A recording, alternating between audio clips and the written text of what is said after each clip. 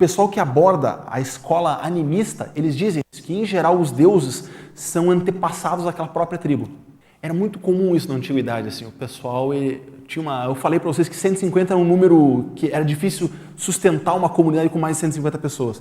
A hora que ia chegando perto de 150, uma pessoa se tornava um dissidente. Ele falou, não, eu vou pegar a minha família mais próxima e vou buscar outro lugar para morar. Em geral, esse dissidente, ele era o fundador da nova tribo. E esse fundador, ele era respeitado, era venerado, depois que ele morria, ele continuava como membro da tribo, ele continuava sendo venerado, ele continuava sendo respeitado. E mais do que ele ainda, os grandes xamãs, os grandes sensitivos. Quando um grande sensitivo dessomava, ele continuava sendo evocado para curar, para ajudar, para proteger. Então, todas essas sociedades que a gente falou aqui, elas tinham características parecidas no sentido de que o conceito de tribo deles, esse conceito de clã, ele abarcava tanto as consciências quanto as consciências. Abarcava os dois. Então, isso aí gerou aquilo que o pessoal chama de culto aos antepassados. E, na minha concepção, foi por aí que surgiram as divindades. Na adoração dos antepassados. E aí, só que daí mistura, porque daí realmente as tribos têm os seus símbolos, aí eles associam o antepassado ao símbolo, as forças da natureza, eles começam a integrar, tudo isso é integrado. E o que acontece é o seguinte, aí você começa, com o tempo, a ter relacionamento intertribal. As tribos começam a se integrar em federações para ter mais força, para uma proteger a outra, elas começam a se organizar. Cada tribo tem os seus símbolos e as suas consciências, que são as protetoras.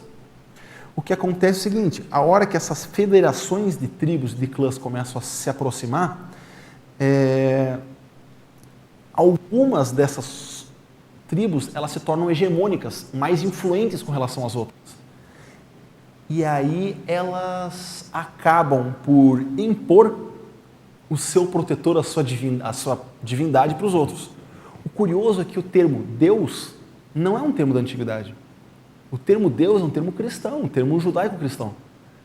Na antiguidade, essa noção de Deus único, absoluto, isso aí não existia. Existiam diversos, e cada tribo tinha o seu, cada grupo tinha o seu, era diferente. Então, aquilo que a gente chama de deuses da antiguidade é um conceito muito mais próximo de consciex do que de um criador do universo absoluto, sabe? Então, você pega, por exemplo, na Grécia, você tinha os deuses do Olimpo, lá, os Theos do Olimpo, mas você tinha os intermediários, que eram os Daemon. Esses Daemon é o que a gente chama de consciex. Eram aquelas que se comunicavam durante o transe, se comunicavam nos fenômenos parapsíquicos corriqueiros, eram os Daemon. Escrever Daemon. Até qualquer coincidência com o termo demônio não é coincidência. É exatamente isso, porque a igreja depois se apropriou desse termo para se referir aos espíritos do mal, justamente para afastar as pessoas da tradição greco-romana. Então, mas nessa relação toda que surgiram as divindades. E outra coisa curiosa, quando o professor Marcelo da Luz estava escrevendo o livro dele, ele me deu alguns capítulos para revisar e a gente debateu muito sobre isso. Todas, eu arrisco dizer todas, é pouco científico, mas eu arrisco dizer pela observação geral, eu não encontrei nada que seja diferente.